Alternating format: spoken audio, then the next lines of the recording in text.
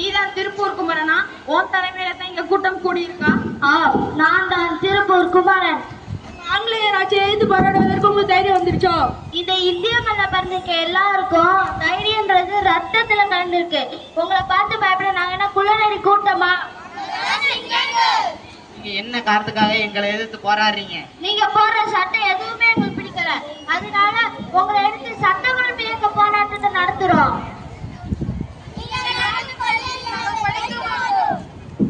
நடத்தும் கல்லூரியை நாங்கள் படிக்க மாட்டோம். நீங்க இந்த மாதிரி ஆங்கிலேய அரசை எதிர்த்து போராடினீங்கன்னா உங்களுக்கு தடியடி தவிர வழியே இல்லை.